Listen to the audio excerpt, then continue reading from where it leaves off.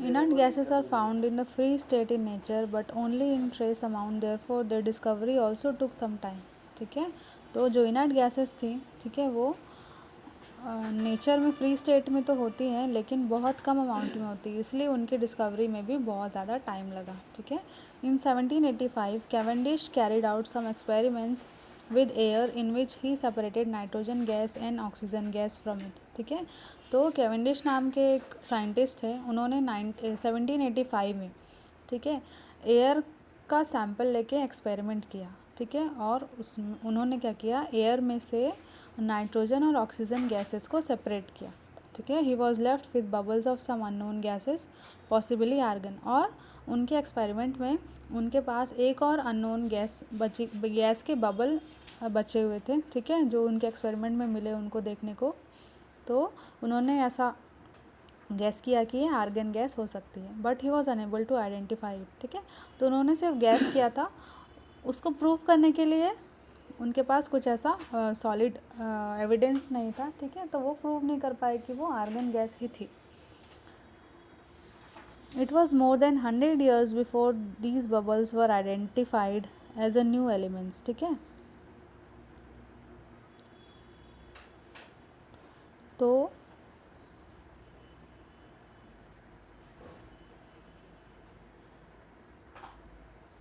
in 1894 two scientists called Ramsay and Rayleigh found that the density of nitrogen gas obtained from air is more than that of pure nitrogen, from which they concluded that another gas was present in air.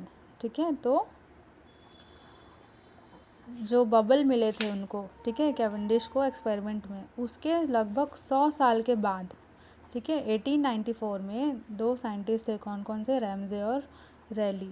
ठीक है, तो उन्होंने क्या किया, उन्होंने ये देखा कि जो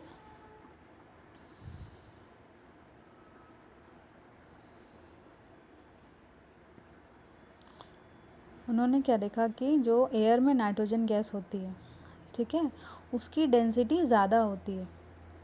ठीक है, तो और डेंसिटी ज़्यादा होती है इसका मतलब क्या होगा कि उसमें सिर्फ नाइट्रोजन गैस नहीं है, उसमें किसी और गैस की प्रेजेंस भी है, ऐसा उन्होंने क्या किया, गैस किया. ठीक है, अनुमान लगाया. फिर बाद में क्या हुआ, दे concluded that another gas was present in air. ठीक है, तो जो प्योर नाइट्रोजन गैस होती है, ठीक है, उस प्योर नाइट्रोजन गैस का कंपेयर उसने किससे किया, जो एयर से नाइट्रोजन उन्होंने सेपरेट की थी. ठीक है, तो प्योर नाइट्रोजन गैस और एयर से जो नाइट्रोजन मिली थी, उन दोनों की डेंसिटी में डिफरेंस था. एयर वाली नाइट्रोजन गैस की डेंसिटी ज़्यादा थी. ठीक है, as compare to pure nitrogen gas. तो उन्होंने ये कंक्लूजन निकाला कि एयर से जो नाइट्रोजन गैस हमको मिली है, ठीक है, उसमें ज़रूर किसी न किसी अलग गैस की प्रेजेंस है.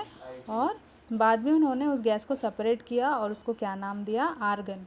ठीक है, Ramsay also included other inert gases like helium, neon, krypton and xenon. Ramsay ने भी क्या क्या एक्सपेरिमेंट करके डिस्कवर किया, helium, neon, krypton and xenon.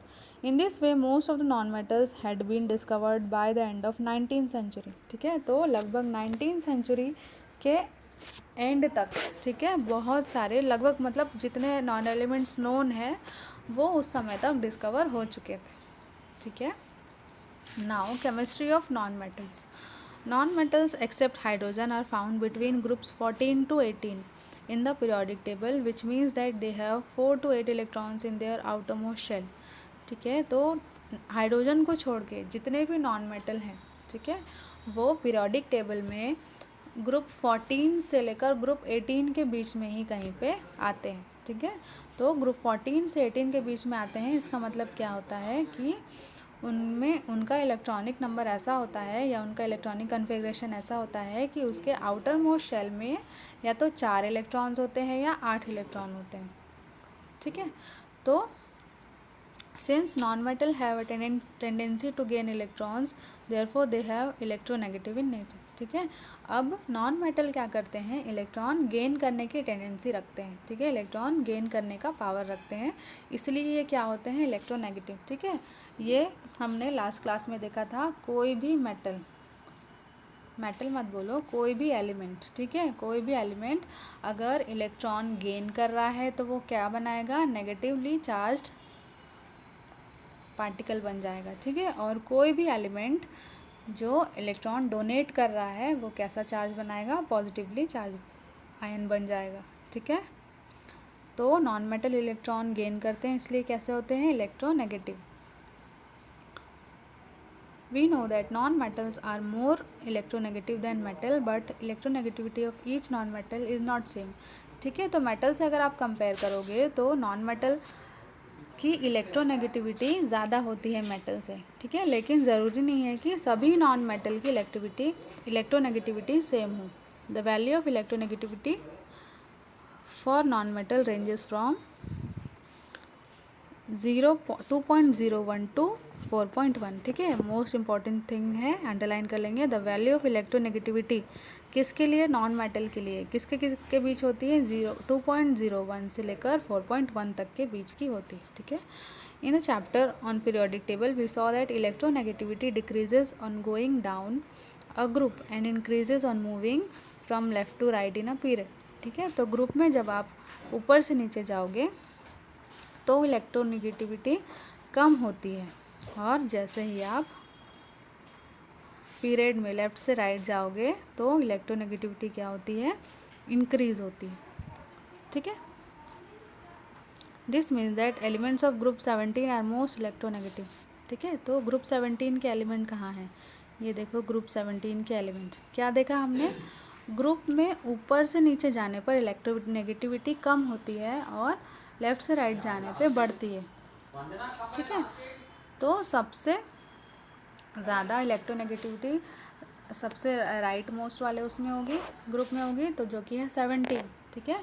और सबसे ज़्यादा किसकी होगी, ऊपर से नीचे जाने में कम हो रही है, मतलब सबसे ज़्यादा इलेक्ट्रोनेगेटिव कौन होगा, फ्लोरीन होगा, ठीक है।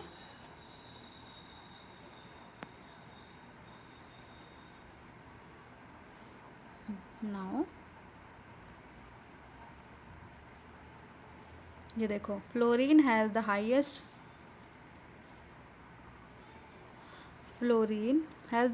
electronegativity value and that for oxygen and chlorine is also quite close, ठीक है। सबसे ज़्यादा इलेक्ट्रोनेगेटिव कौन होगा, फ्लोरीन होगा, अभी हमने देखा। The value of electronegativity determines how a non metal will react with metal and और अदर नॉन मेटल, ठीक है। तो इलेक्ट्रोनेगेटिविटी क्या दिखाता है, इलेक्ट्रोनेगेटिविटी ही ये बताता है कि नॉन मेटल या वो एलिमेंट, ठीक है, कैसे रिएक्ट करेगा मेटल या नॉन मेटल से, ठीक है। All non metals except those in group 18 from negative ions और covalent bond during chemical reaction. तो ग्रुप 18 को छोड़ के, ठीक है, जितने भी नॉन मेटल हैं, ठीक है, वो सब क्या बनाते हैं, नेगेटिव आयन बनाते हैं या कोवेलेंट बॉन्ड बनाते हैं, ठीक है, केमिकल रिएक्शन जब करते हैं तो। Let us now study about some common chemical reactions shown by different non-metals, ठीक है। तो यहाँ पे अलग अलग नॉन मेटल की केमिकल रिएक्शन है, इसको हम देखते हैं। We have previously read about the reactions between metal and non-metal. Let us review some of them, ठीक है। मेटल और नॉन मेटल की रिएक्शन है, these are metals and these are non-metals, ठीक है।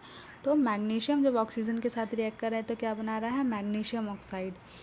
कॉपर जब ऑक्सीजन के साथ रिएक्ट कर रहा है तो ये क्या बना रहा है, कॉपर ऑक्साइड। आयरन जब सल्फ़र के साथ रिएक्शन कर रहा है तो क्या बना रहा है, फेरस सल्फेट। मैग्नीशियम जब नाइट्रोजन के साथ रिएक्शन कर रहा है तो क्या बना रहा है, मैग्नीशियम नाइट्राइड। सोडियम जब क्लोरीन के साथ में रिएक्शन कर रहा है तो सोडियम क्लोराइड बना रहा है। कैल्शियम जब फॉस्फोरस के साथ रिएक्ट कर रहा है तो क्या बना रहा है, कैल्शियम फॉस्फाइड। आप लोगों ने केमिकल रिएक्शन बैलेंस करना बहुत अच्छी तरह से सीखा है लास्ट क्लास में, इसलिए मैं रिपीट नहीं कर रही हूँ, ठीक है। Metals and non metal react with one another to form ionic compound, ठीक है। मेटल और नॉन मेटल एक दूसरे के साथ रिएक्ट करके क्या बनाते हैं, आयनिक कंपाउंड बनाते हैं। Here the metal is oxidise and non metal is reduced, ठीक है। यहाँ पे मेटल ऑक्सीडाइज्ड हो रहा है और नॉन मेटल रिड्यूस्ड हो रहा है, ठीक है।